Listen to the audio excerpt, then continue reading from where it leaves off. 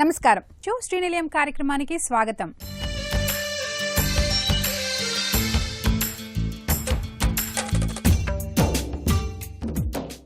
ఇంటి నిర్మాణంలో వచ్చిన నూతన పోకడలు, ఇంటి ముస్తాబుకు సంబంధించిన తాజా విశేషాలు, స్థానిక సంస్థలు అందిస్తున్న సదుపాయాలతో మీ ముందుకు వచ్చింది ఈ వారం శ్రీనిలయం. సొంతిల్లు అందరి కల. గృహ రుణం, వడ్డీ రేట్లు అందుబాటులో ఉండటంతో చాలా మంది సొంతింటి కలను నెరవేర్చుకునే ప్రయత్నాలు చేస్తున్నారు. గృహ రుణం దీర్ఘకాలం కొనసాగే బాధ్యత. ఈ వ్యవధిలో ఎన్నోసార్లు వడ్డీ రేట్లు పెరుగుతూ తగ్గుతూ ఉంటాయి.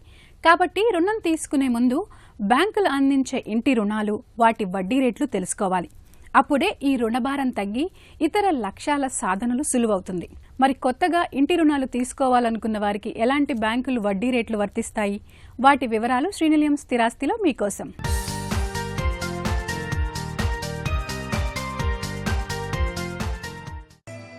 సొంతిల్లు చాలా మంది కల.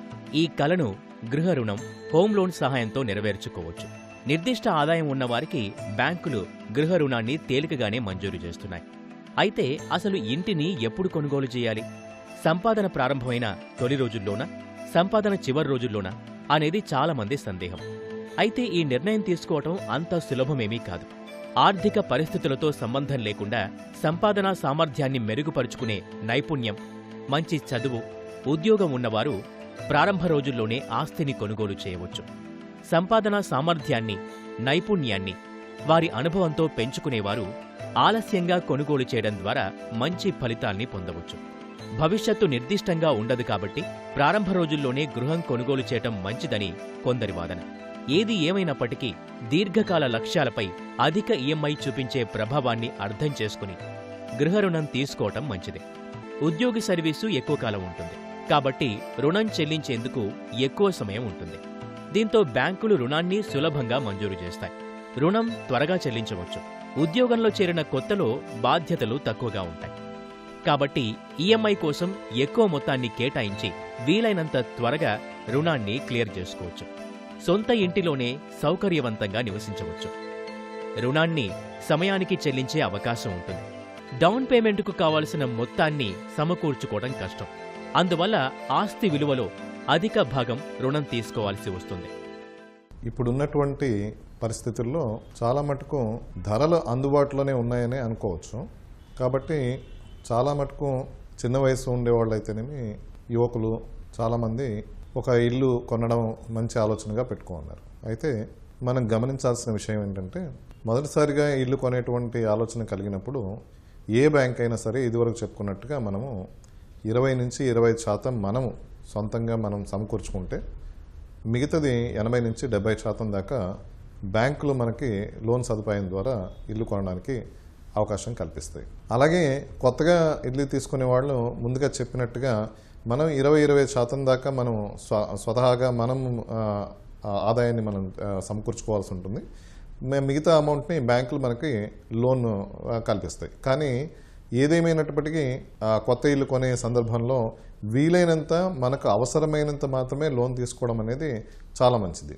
ఎందుకంటే రేపు ఈఎంఐ పెరగవచ్చు, లేదా మనకి ఆదాయంలో తగ్గుదల కానీ లేదంటే పెరుగుదల కానీ ఏదో ఒక పరిస్థితి కలగవచ్చు.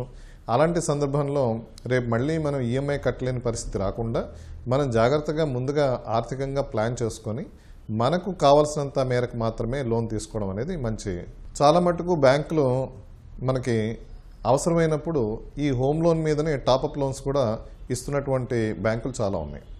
సో ఈ సందర్భంలో బ్యాంకు ఎలా చూస్తుందంటే, మీ వ్యక్తిగత అవసరాలకి ఇది పర్సనల్ లోన్ కిందే. ఆలోచన ఏంటంటే, ప్రాపర్టీని బేస్ చేసుకొని మీకు ఇస్తున్నటువంటి పర్సనల్ లోన్ కాబట్టి పర్సనల్ లోన్కి ఉన్నటువంటి రేట్ ఆఫ్ ఇంట్రెస్ట్ కంటే కూడా మీరు హౌసింగ్ లోన్ మీద తీసుకునేటువంటి టాపప్ రేట్ ఆఫ్ ఇంట్రెస్ట్ తక్కువగా ఉంటుంది. అందువల్ల ఏంటంటే, మీకు అవసరమైనప్పుడు మీరు ఉన్న హౌసింగ్ లోన్ పైనే టాపప్ లోన్ తీసుకోవడానికి అవకాశం ఉంటుంది. ఇది చాలా మటుకు వైద్య ఆరోగ్యపరమైనటువంటి సమస్యలకు కానీ లేదంటే ఇతరత్ర వ్యక్తిగతమైనటువంటి అవసరాలకి ఈ సొమ్ముని మీరు వాడుకోవచ్చు. దీనివల్ల మీకు తక్కువ ఇంట్రెస్ట్ రేట్తోనే పర్సనల్ లోను మీకు దొరికిన పరిస్థితి ఏర్పడుతుంది. ప్రస్తుతం మార్కెట్ కొంచెం స్టేబుల్గానే ఉంది కాబట్టి ఇంతకు మించి రెపో రేట్ పెరగకపోవచ్చు అనేది ఆర్థిక నిపుణుల అంచనా. ఇది ప్రపంచవ్యాప్తంగా కూడా పరిస్థితులు కొంచెం అనుకూలంగానే ఉన్నాయి. కొంతమేరకి యుద్ధ వాతావరణం ఉన్నా కానీ ఇంకా ఆర్థిక పరిస్థితి మరీ దిగజారిపోయే పరిస్థితి లేదు కాబట్టి ఇప్పటికైతే మనకి ఉన్న రెపో రేటు ఇంతకంటే పెరిగే అవకాశం అయితే కనబడడం లేదు.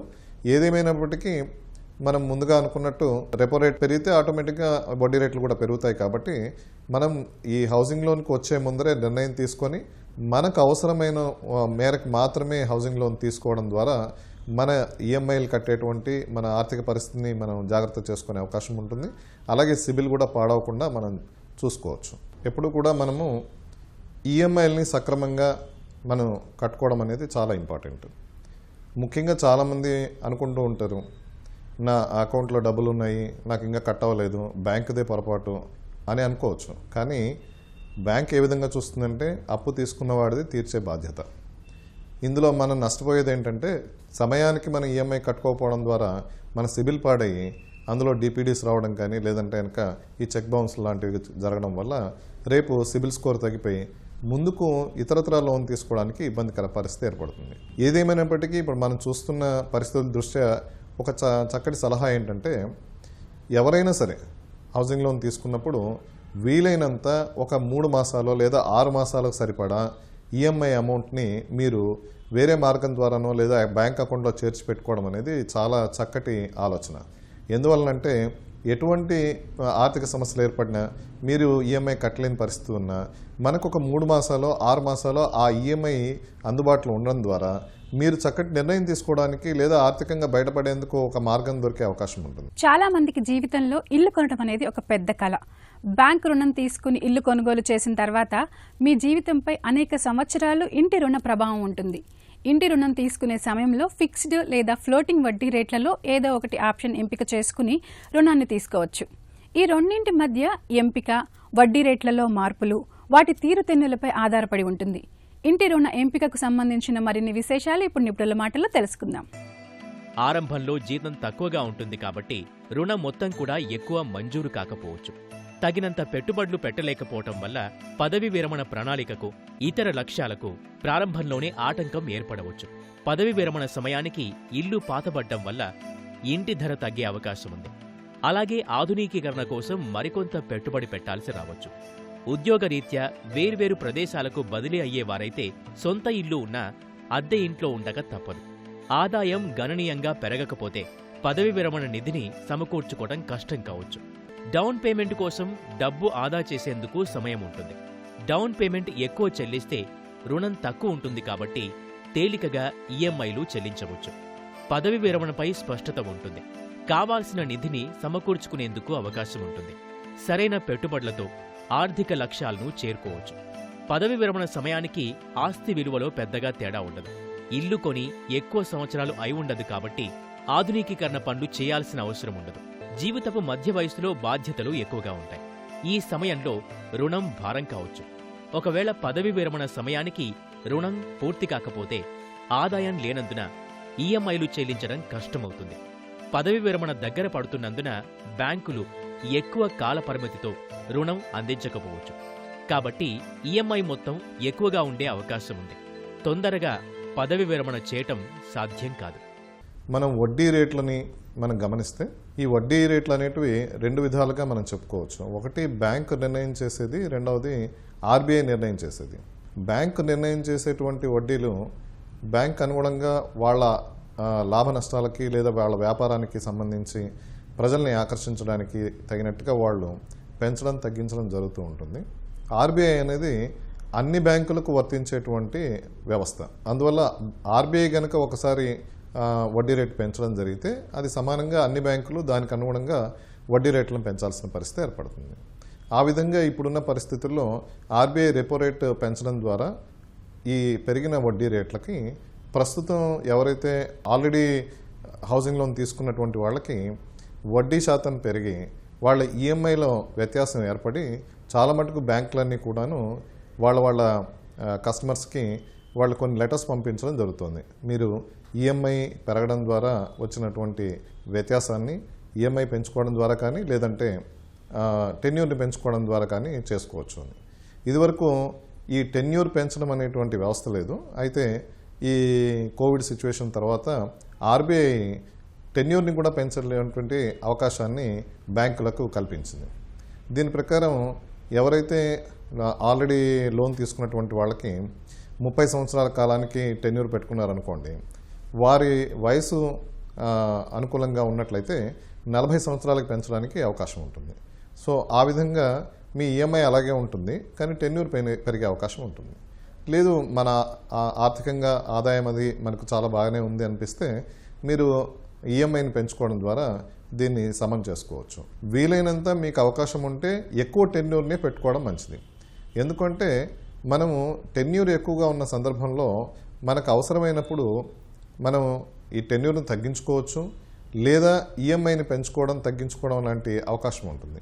మనం మొదటే టెన్యూర్ని కనుక చాలా తక్కువ సమయానికి తీసుకుంటే అందువల్ల రేపు ఏమవుతుందంటే మీకు ఒకవేళ ఆర్థికపరమైనటువంటి ఇబ్బందులు ఏమైనా వచ్చినప్పుడు మీరు దాన్ని పొడిగించడానికి అవకాశం ఉండదు. అందువల్ల ఈఎంఐ భారంతో మీరు అప్పు కట్టలేని పరిస్థితి ఏర్పడవచ్చు. ఆర్బీఐ నిర్ణయాల మేరకి చాలా మటుకు నేషనలైజ్ బ్యాంక్ ఏవి కూడాను మనకి ఫిక్స్డ్ రేట్ ఆఫ్ ఇంట్రెస్ట్ అనేది ఇవ్వటం లేదు. కొన్ని ప్రైవేట్ బ్యాంకులు మాత్రం ఫిక్స్డ్ రేట్ ఆఫ్ ఇంట్రెస్ట్ ఇస్తున్నాయి, కానీ ఇది తక్కువ కాలానికి మాత్రమే వాళ్ళు ఇస్తున్నారు. పూర్తి టెన్యూర్కి వీళ్ళు ఫిక్స్డ్ రేట్ ఆఫ్ ఇంట్రెస్ట్ ఇచ్చే అవకాశం లేదు. ప్రస్తుతానికైతే అంతా ఫ్లోటింగ్ రేట్ ఆఫ్ ఇంట్రెస్టే నడుస్తుంది.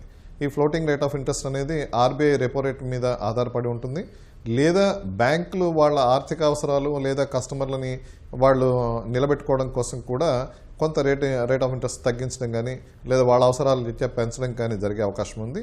ఇది చాలా తక్కువ సందర్భాల్లో జరుగుతుంది. ఎక్కువ భాగం ఆర్బీఐ నిర్ణయం మేరకే మన రేట్ ఆఫ్ ఇంట్రెస్ట్ అనేది పెరగడం కానీ తగ్గడం కానీ జరుగుతుంది. వర్షాలు వచ్చాయంటే చాలు దోమలు, క్రిమికీటకాలు ఇంట్లోకి ప్రవేశించి తమ ప్రతాపాన్ని చూపిస్తాయి.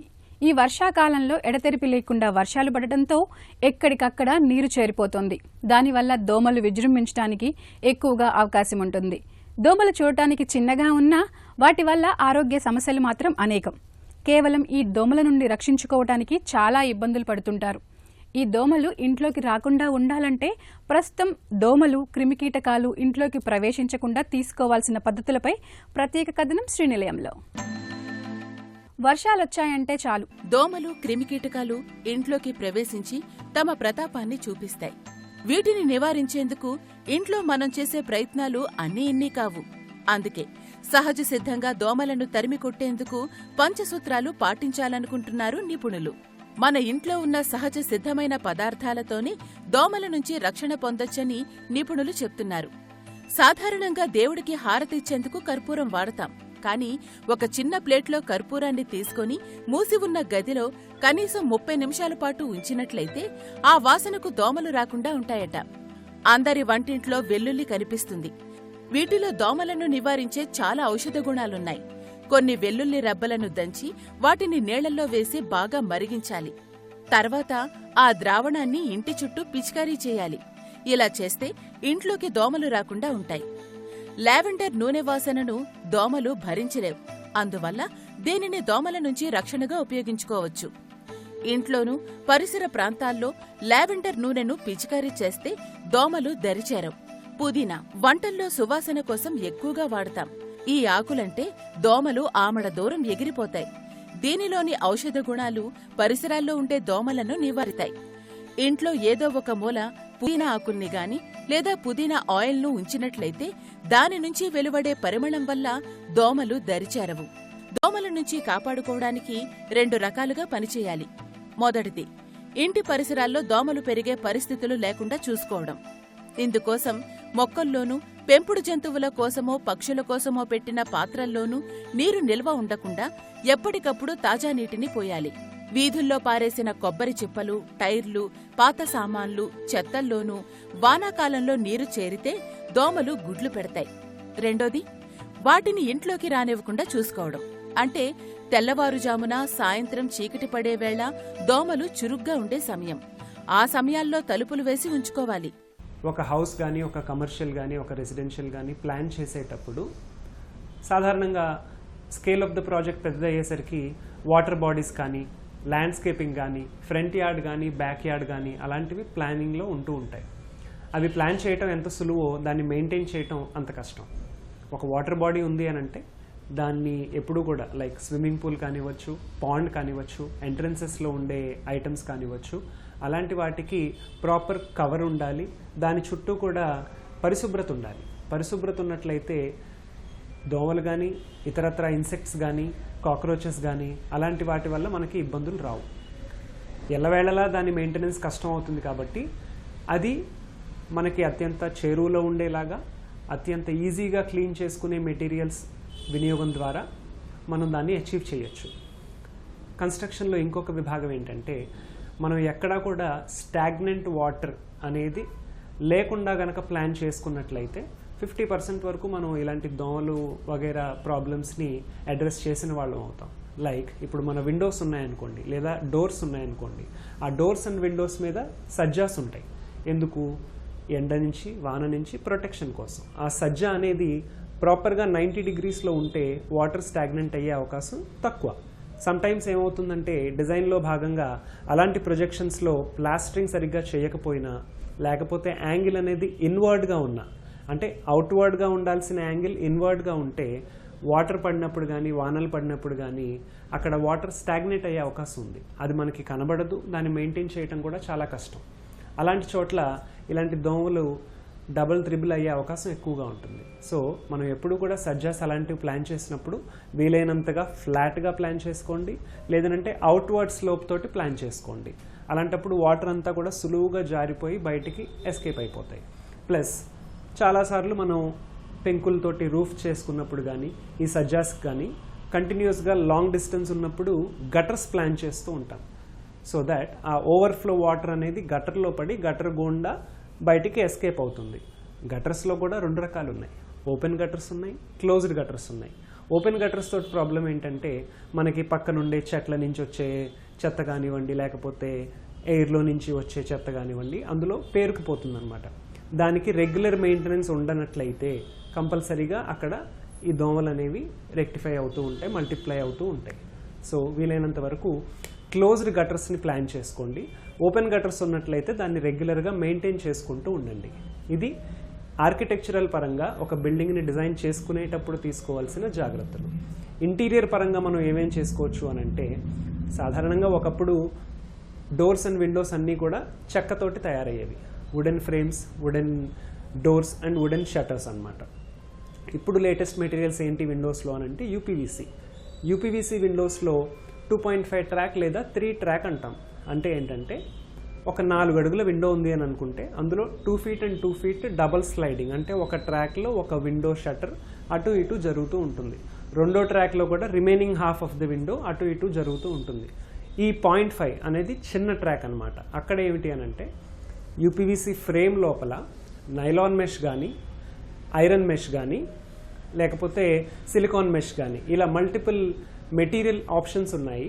ఆ మెష్ల యొక్క వినియోగం ద్వారా మీరు విండో అంటే గాలిని వెలుతురుని లోపలికి రాబట్టుకుంటారు, కానీ దోమలు అనే వాటిని బ్లాక్ చేయగలుగుతారు, మస్కిటోస్ని కానీ ఇన్సెక్ట్స్ కానీ.